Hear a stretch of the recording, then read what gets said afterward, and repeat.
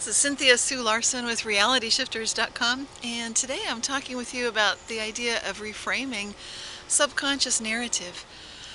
And this is what's going on within ourselves even before we had language, even before we knew who each of ourselves really were. It goes way back to the pre-verbal time when we were being raised by caregivers in our childhood and first got the idea of what was a safe situation and what was dangerous.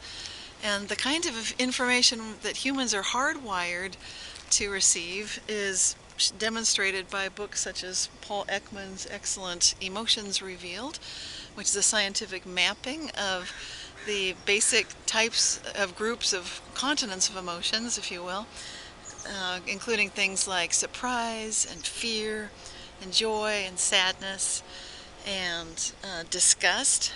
All of these different kinds of emotions are important for us to understand and appreciate and interpret correctly so that we can navigate through our environment safely. And having said all that, emotions are great, but what we as social animals learn to do, he also describes in his book, is to mask and conceal some of our emotions. So sometimes you might have initially a reaction of, oh, that's wonderful. But underneath that sense of joy and surprise is perhaps a feeling of disgust or envy, and other emotions can be underneath. And so what we do as social animals is sometimes conceal what we're expressing, but there are micro flashes of micro expressions that come through. And this kind of information is vitally important for our survival. We usually process it completely subconsciously. And as Dr. Ekman describes, there are muscle groups associated with each of these emotions, so it is becoming a scientific field. But that's what I'd like to talk to you about today, is getting more into the side of what happens once we've started to interpret what the narrative is. And by narrative, I mean story. I mean, how do we fit ourselves into the bigger context? And this is very practical applications, but it also gets into the deeper questions, the big questions in life, such as who am I, what am I doing here, and all that kind of thing. For our purposes today, when we talk about reframing subconscious narrative, I am actually talking about making that jump from the practical to the sublime, to the big questions, to recognizing that perhaps the biggest expression of free will that any of us can ever make is to choose how we are interpreting and framing a given situation. Now we can see the downside pretty quickly when we look at other people who take things too hard or too heart, and they interpret slights and innuendo and different things as being acts of defiance that need to be reacted to and responded to defiantly and aggressively and so forth.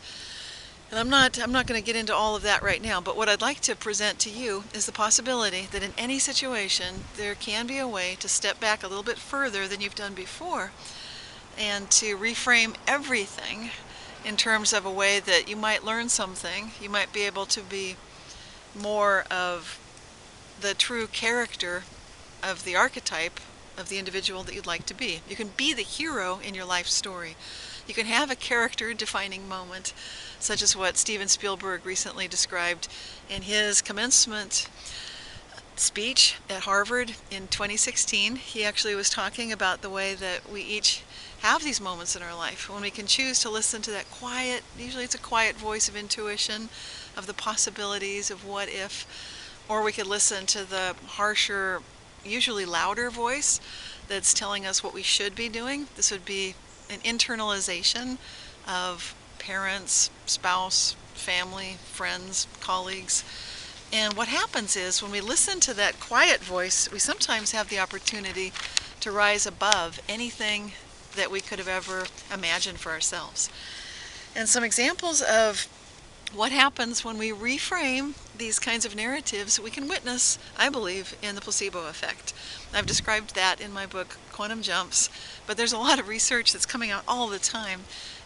Everything from placebo sleep, you can actually tell yourself that you had a good night's sleep and do better on cognitive tests, And this year there have been some exciting studies indicating that you can relieve suffering from IBS and migraines through placebos, even when people know that they're getting the placebo.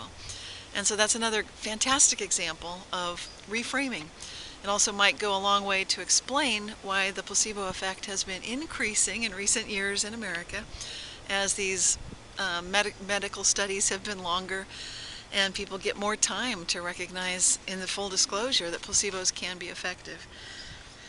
So getting back to that biggest choice of all and the way that we retell our stories, reframe our stories, that's ties in, of course, with my favorite question to ask, which is how good can it get? Because when you invite your imagination to explore in that direction, then you are lifting yourself up out of possible scenarios that might not necessarily be true at all. In this very quantum reality, in that sense, meaning that we have the ability to sometimes make a jump from one reality to another. This is the phenomenon that I've been exploring through all of my work, since I am an experiencer of what I call reality shifts, which are instantaneous transformations where things appear, disappear, transform, transport, and we witness changes in time. There are synchronicities, instantaneous healings, that kind of thing.